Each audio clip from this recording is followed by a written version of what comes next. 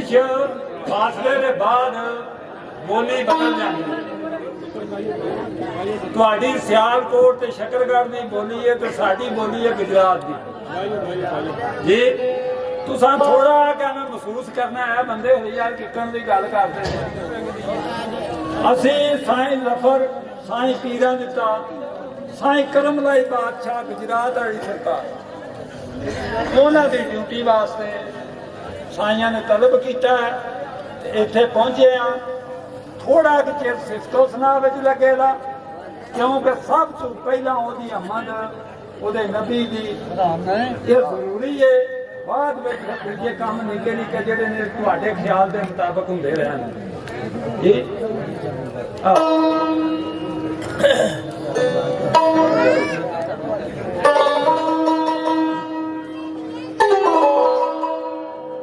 अल्लाह कल्ला कंजन दी जू अंदर और कले बैठ के सोचा दर्जात कोई नहीं अपने नूर ते आ गया आप आशक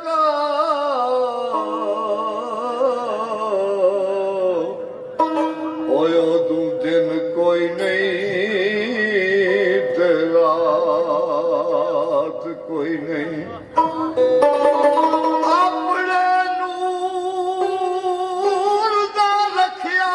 सुनाम अहमद अहमद आए थे रही जुल्मात कोई नहीं वो तू तमान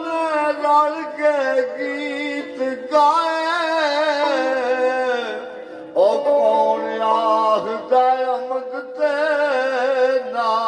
कोई नहीं एक ने अमद गाई एक ने नात गाई इना गीता दे बिना निजात कोई नहीं सदका मोहम्मद दा मैं ते मंग खाना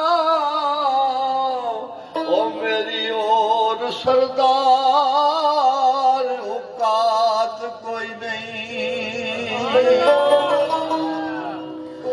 वाला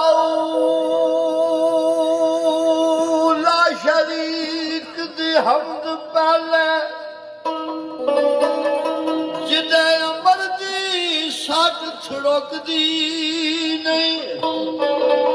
जिस माख नू माल का रख तेरी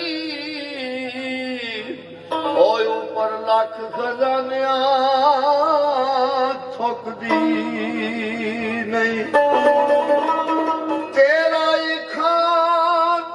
तेरे ही करा शिकवे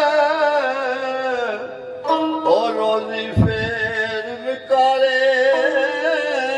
दी मुक्ति नहीं तेरे दसे पे शरण लग्या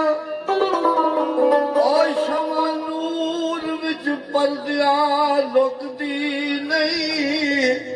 क्यों ना शाह हो शजर थी जाए तकी ओ तेरा ना सुन के जड़ी झुकदी नहीं बेमिसल तेरा महदूद मौला बंदे मुक जाने सिफत मुकदी नहीं